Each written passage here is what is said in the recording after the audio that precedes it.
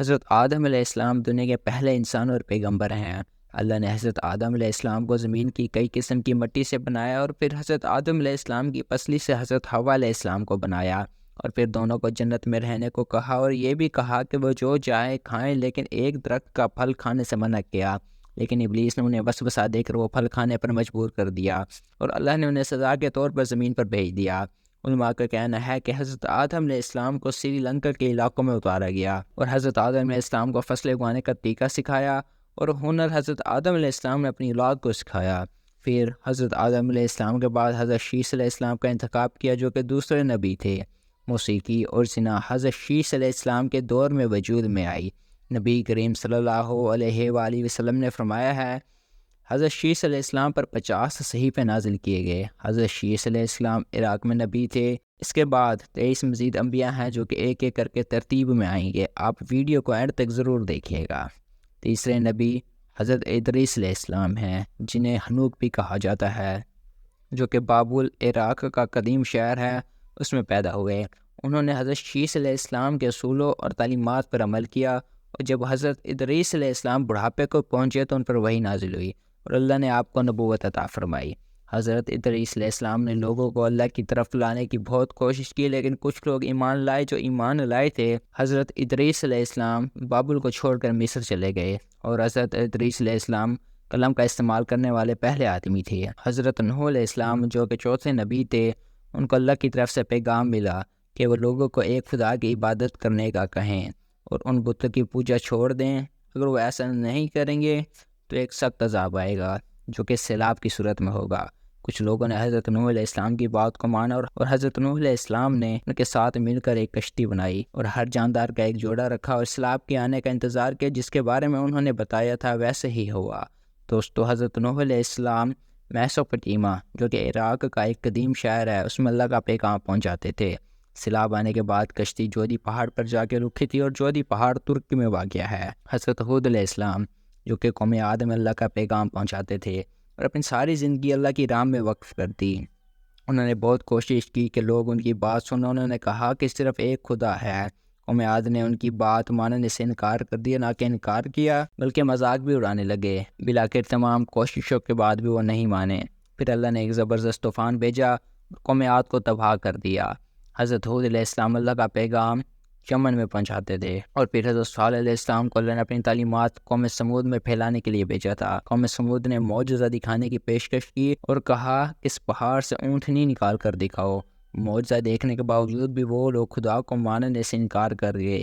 بلاخر ان پر بھی عذاب آیا۔ حضرت صالح علیہ السلام اللہ کا پیغام الحجر میں پہنچاتے تھے، جو کہ جنوبی عرب سے شام تک کے علاقوں کے بیچ میں آتا ہے۔ حضرت ابراہیم علیہ السلام سب سے زیادہ قابل احترام انبیاء میں سے ایک ہیں، اور حضرت ابراہیم علیہ السلام 5 بڑے انبیاء میں ان کا بھی ذکر آتا ہے۔ حضرت ابراہیم علیہ السلام عراق میں پیدا ہوئے۔ حضرت لوط حضرت ابراہیم کے خاندان میں سے تھے، جنہیں قرآن میں نبی بنا کر بھیجا گیا۔ حضرت اسماعیل علیہ السلام حضرت ابراہیم علیہ السلام کے بیٹے تھے اور اپنے باپ کے نقش قدم پر چلتے تھے۔ حضرت اسماعیل علیہ السلام سعودی عرب کے شہر مکہ میں پیدا ہوئے۔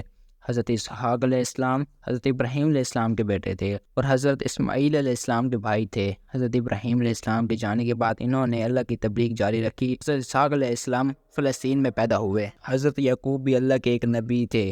قرآن مجید میں ان کا ذکر 16 بار آیا ہے۔ حضرت یعقوب فلسطین میں پیدا ہوئے۔ حضرت یعقوب علیہ السلام 12 قبیلوں کے باپ تھے، جو کہ بنی اسرائیل کے طور پر جانے جاتے تھے۔ انہوں نے اپنی زندگی کے دوران شمالی عراق کی طرف سفر کیا، پھر فلسطین آئے اور آخر میں مصر میں آباد ہوئے، اور وہیں ان کا انتقال ہوا۔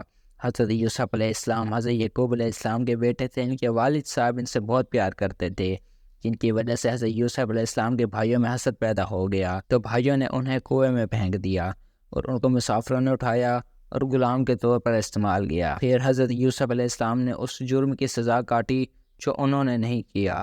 حضرت یوسف علیہ السلام کنعان میں پیدا ہوئے اور مصر میں وفات پائی۔ حضرت ایوب اللہ کے ایک نبی تھے۔ علماء کہتے ہیں کہ حضرت ایوب بہت امیر تھے، ہر قسم کی جائیداد کے مالک تھے، جیسے مویشی، بھیڑ اور نوکر۔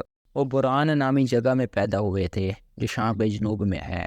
ان کے بہت سے بچے اور بڑا خاندان تھا، پھر یہ سب اللہ نے ان سے لے لیا، لیکن حضرت ایوب علیہ السلام نے بہترین صبر کیا۔ حضرت شعیب علیہ السلام کو مدیانی جماعت میں نبی بنا کر بھیجا گیا، اور وہاں پر آپ اللہ کا پیغام پہنچاتے تھے۔ مدین جزیرہ نما عرب کے شمال مغربی حصے کا ایک علاقہ تھا۔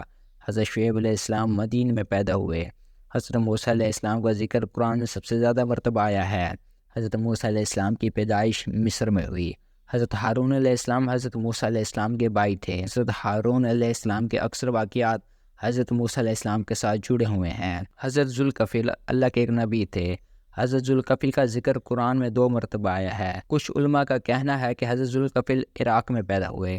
حضرت داؤد علیہ السلام ایک سپاہی تھے۔ حضرت داؤد علیہ السلام پر زبور نازل ہوئی۔ حضرت داؤد علیہ السلام بہت ہی پیاری آواز میں زبور کی تلاوت کرتے تھے۔ حضرت داؤد علیہ السلام کا یہی ایک واحد معجزہ نہ تھا، اور بھی معجزے تھے۔ حضرت داؤد علیہ السلام یروشلم میں پیدا ہوئے۔